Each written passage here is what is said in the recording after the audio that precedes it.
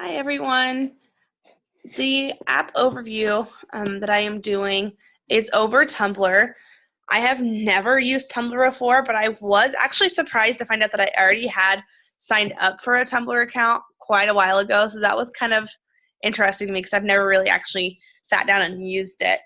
Um, but for the most part, I did find out that Tumblr was created back in 2007, and it was a microblogging and social networking site to allow bloggers to um, post multimedia videos and pictures in basically a short blog version rather than doing your typical longer paragraphs or longer stories. It kind of lets you get your point across kind of short and sweet, which was kind of nice when I got to know a little bit more about Tumblr. You can create your Tumblr account to either be private, so only you or your certain friends can see it, or it can be anybody as well. So that was definitely good to know. Here up at the top, you can see that this is how you would create any type of blog. So you can do just a simple text form. You can do pictures, quotes, link videos. You can chat with people and make video and audio as well. So it kind of lets you have your own creativity when it comes to what you wanted to blog and how you want to blog it. So I definitely really did enjoy that as well.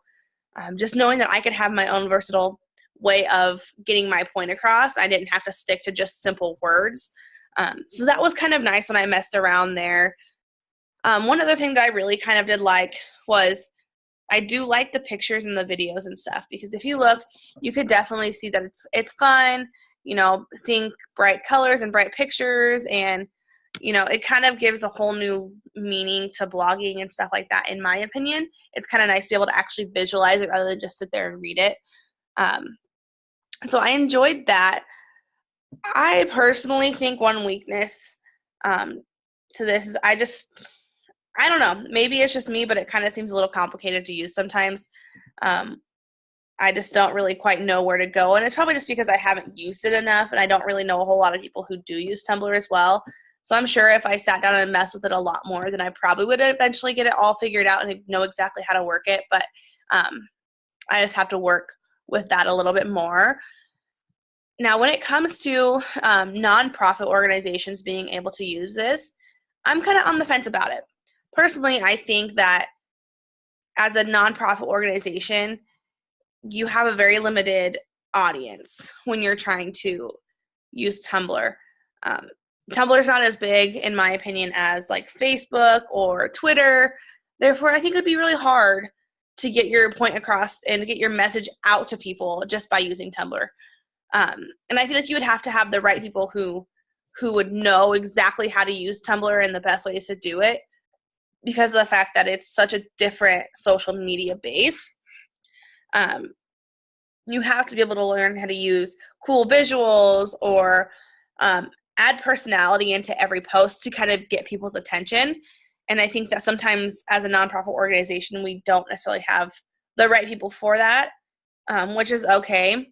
But at the same time, I think that it's definitely a cool way to get your point across and be able to support your organization, because of the fact that you can have something fun and you can have something creative that maybe not every other nonprofit would have. Therefore, you might be able to reach out to some more people that you never really would have been able to get your point across to. But that's kind of where I stand with it. It could go either way. I personally probably wouldn't use Tumblr as a nonprofit organization just because I'm not super familiar with it and I don't know a whole lot of people who use it. But I think that those who have used it and do know how to use it right could be very successful.